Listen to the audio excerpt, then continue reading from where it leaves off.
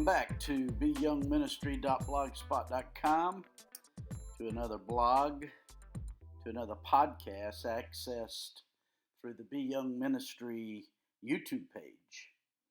Today we continue in John chapter 7, verses 14 through 19, which reads, "Not until halfway through the festival did Jesus go up to the temple courts and begin to teach. The Jews there were amazed and asked, 'How did this man get such learning without having been taught?'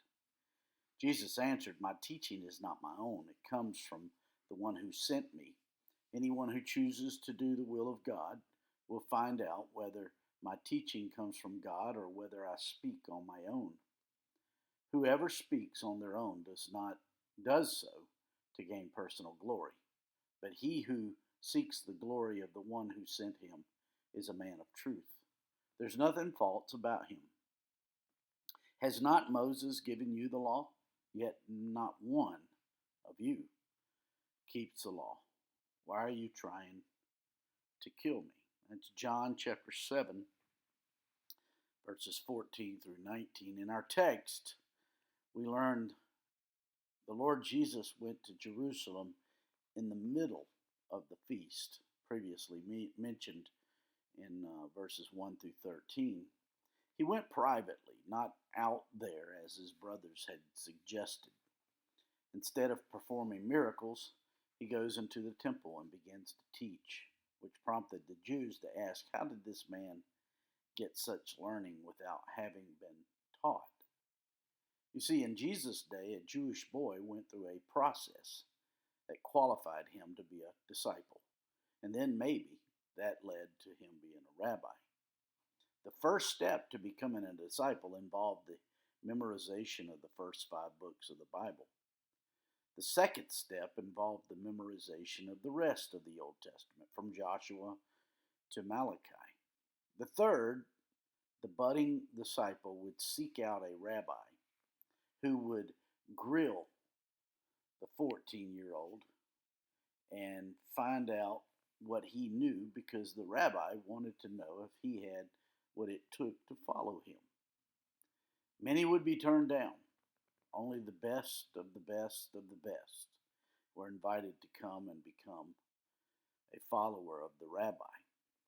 Those chosen would leave everything behind, their family, trade, home, village, in order to be taught by that rabbi.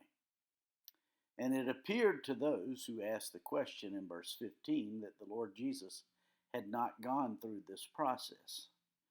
Of course, he qualified because his Father wrote the whole Old Testament. The Lord Jesus himself was the Word, the truth, and he had the people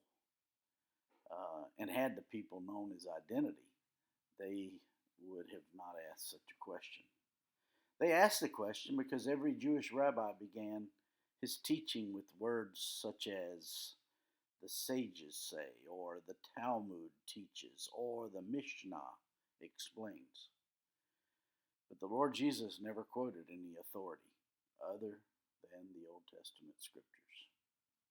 According to verse 16, the Lord Jesus responded with, "My teaching is not my own. It comes from the one who sent me." Then in verse 17, the Lord Jesus gives the key to understanding his words. "Anyone who chooses to do the will of God will find out whether my teachings come from God or whether I speak on my own." This is to say, when we have trouble understanding what the Lord is saying, he tells us to obey his word, to walk in his word, in his truth. Then we will know from this inside knowledge that no one can take away that which he says is true, because his teaching is in line with ultimate reality. In actuality, reality is in line with the truth. But you understand what I'm trying to say. This underscores a principle that serves us in every area of life. We learn by doing. When we do what the Lord Jesus says, we begin to understand with a deep conviction that he knows what life is all about. Intimacy with the truth is dependent on us deciding to be intimate with the truth. When truth defines us, we are granted more truth by God. Have you ever wondered why some people who have been exposed to the truth for years and years never seem to grow? Well, we grow and become strong in the faith after we have been given the faith or the truth. After we have given the faith or the truth safe haven in our souls. It's like one door opening up to another. Perhaps you'll remember that scene in one of the Indiana Jones movies, where Indy's dad had just been shot. In all of his life, Indy was skeptical about his dad's notes in that little book. He had to follow every clue to a T in order to get to where he was going. And he did so, and he returned with what he was looking for. One door left opened up to another. And it's the same in the scriptures. As we open the door, as we walk through, as we obey the truth, more truth is revealed to us. According to verse 18, we learn the mark of an authentic follower of Christ. Whoever speaks on their own does so to gain personal glory. But he who seeks the glory of the one who sent him is a man of truth. There's nothing false about him. If someone is seeking to advance himself, much of what he says is to be questioned.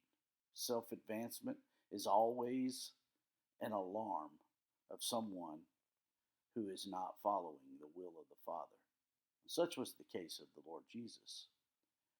He was following the Father, seeking to give him honor. He wasn't advancing himself. This is why the favor of the Father was upon him. There's more to that than I understand, the relationship between the Son and the Father. I look forward to a day, perhaps it'll be an eternity, where all of my questions about that will be answered. According to verse 19, the Lord highlights the fact that they who cannot uphold truth are trying to undermine the truth. I think it illustrates the fact that the truth will break us one way or another. Either our volition will be broken to the point of surrendering our definition to the truth so that the truth defines us, or our unbroken volition will discover the ultimate consequence. You see, it is better to be broken now, while we have a choice in the matter, rather than later when our unbroken volition will render the worst outcome for eternity. My friends, I trust this podcast, this blog is helpful to you in your walk with the Lord. If I can be of any further assistance to you, don't hesitate to shoot me an email at BYoungMinistry@gmail.com.